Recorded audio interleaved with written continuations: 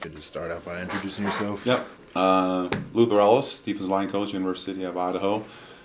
Former NFL player of 10 years for Detroit Lions and Denver Broncos. For my first question, with your time in the profession of football, both playing and coaching, what are some of the technological advances that you've seen occur throughout the years? I think how you record games. You know, we went from when I started in high school, they were doing reels where reels would break and we just tape it together and just keep it going. To now you have memory, built-in memory, that type of stuff, where it's just recorded immediately. Thumb drives, whatever you want to call those little memory disks. So seeing that change in that. Other technological advances, I think the padding stuff overall is a little bit better. I know recently the helmet's been a little redesigned, just from knowing how the impact and how the energy disperses. They're doing a better job with that. And other kind of technology. I don't know if really the field dumbs or anything have really changed. So I'd probably say how we watch the game, how we record the game, and then again, just some of the equipment has changed. Well, you got to say, shoes too. I mean, the shoes are a lot lighter, and I remember back when I started, they were like big old high tops that were like 5 pounds each. So you're getting a workout just wearing the shoes. With the evolution of football today, how important do you believe technology is, and how does the use of technology correlate with success on and off the field? I think technology, it should make the game easier. We talk about how cell phones and how our technological advances have supposedly supposed to give us more free time. Well, we just found out, it does give us more free time, so we're going to eat up more of that free time with more work. So I think you see the technology helping us in making our work a lot easier. I mean, as you know, breaking down film and doing those things, it was all hand and binders, and just even today, creating a playbook, right? A printed playbook, it's almost a waste of time because you change things so fast, and we used to just throw the whole playbook out and reprint it all. So what is such a waste of paper? So with that, even having a digital playbook, how easy is that to change things and do things and manipulate it, and then also disperse it immediately to everybody. So if we have a change, it immediately disperses to everybody and the whole team, and everybody knows, and you can let the kids know. So I think technology has a huge place in sports, especially in football, and making our jobs easier. And I think just with, I know I'm talking in general sense, but I think there's so much of technology that we could use in our sport that makes it easier as a coach, as GAs, as prepping for games, reviewing games. Just technology has made the job so much easier. Yeah. Do you, in the foreseeable future, anticipate the possibility of technology ever taking over the coaching profession? Like technology, I know we talk about maybe making artificial intelligence, AI, and that kind of stuff. I don't know if we ever will. I just don't think. I think there's things of intelligence. Let's say we call it the mind versus the brain. Right, the brain's where anything happens, but the mind's what controls the brain, which processes thoughts and that stuff. I think it's hard to simulate that, to create that without not to get spiritual. I think that's where the importance of a soul. That's where the thought process comes from. So I think those type of things prevent technology from ever getting to that point. I'm not saying it can't do certain things, but think about how much coding it takes just to get a robotic arm to reach over and grab an egg and pick it up and not squeeze it hard enough. I've seen the coding for that. It's ridiculous. So to think that we'll get to a point where a robotic coach could take over and call the game and do those things, I think it would be as it is, a robotic response, meaning it's been programmed into it. It's not going to be off the fly, off the cuff.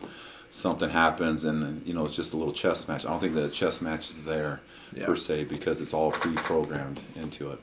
Yeah, that's definitely what I was talking about in my last reflection paper. I was saying how that's what makes sports so great, the human element. Yes, that's error, exactly the it. error that they could have or not have. Right. Just like we were talking about just now with basketball, with playing pool, with playing my racquetball.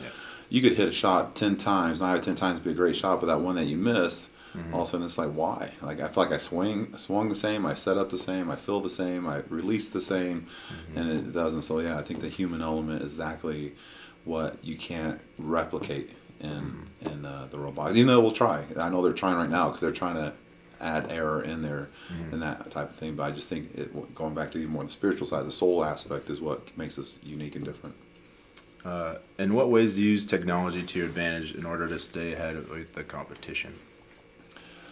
How do we take advantage of it to get ahead of competition? Well, comparative FCS to FBS, just having the funding to be able to buy different technology and or storage capacity and or the different technologies that are available right now to us, but we just don't have the funding to buy that technology. Whereas Washington State, Washington, the big Power Fives or the five at large, you got those schools that have the funding to do that. So to me, that gives them an edge. Typically, could give them an edge.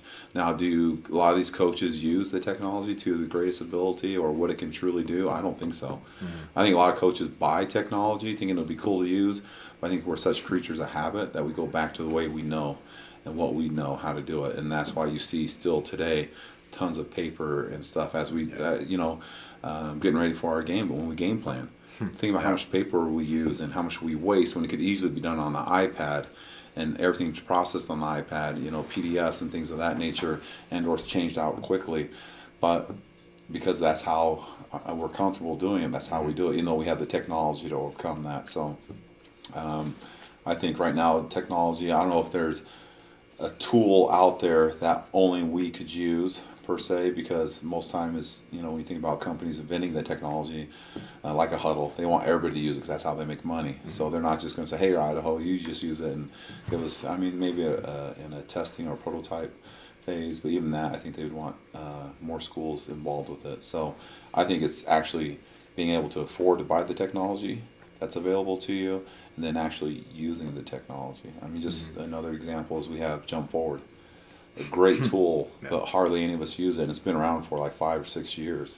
We still, to me, that's an advantage in itself. If we all would learn how to really use that, where's his transcripts? Boom, Jump Forward, look up Colton Thrasher, there he is. There's his transcripts, there's everything we want to know about you right there, and everybody can take a look at it. It's not just, hey, Colton, did you get the transcripts? Down to you, just, did you get this or that? It'd be just, hey, go to Jump Forward, it's right there. So that's a primitive example, but it is an example of a technology that we currently purchase that we don't use to the full ability. And finally, what are some predictions that you have about the advancement of technology and how it relates to the coaching profession? I think some of that virtual technology, meaning like the glasses, like Google Glass and stuff, where you can actually, so as I'm on the field, I have the glasses on, I can actually see the replay in my glasses right here. I don't have to look up at the screen or whatever. I can see it, and I can see it from different angles. Like, say the coach is up in the box, or maybe we have a whole nother section now, a technology section, where their job is to get the different replay angles that we have and feed it back down to the head coach or the coordinators, so we can see what happened, what went on, where we had the breakdown, so we can pinpoint. I think you'll see it maybe a more efficient, less error type of game with technology of that type, where you can virtually see it immediately on the field.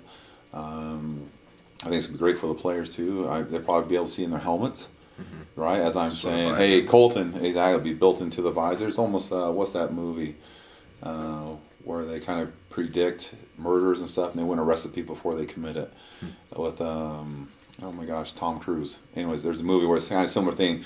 They have projections of the future or what's going on where they could see it, and so then they would stop it or be preventative. I don't know if we could be preventative or project the future like that, but I do think immediately we can get immediate feedback, not only to us as coaches, but as players on the field, where I can say, hey, Colton, you see that last play? See, look right here, your hands. You had poor hands. Or, hey, great job. Look what you did, man. Do it again. You beat the guy with great hands. I think it'd be immediate feedback as far as video. And I think as far as sports, that's where you really will see the advances. Also, I think technology and the equipment we wear will be better, be more preventative. I think you'll see less injuries just because of the way the equipment will disperse the energy.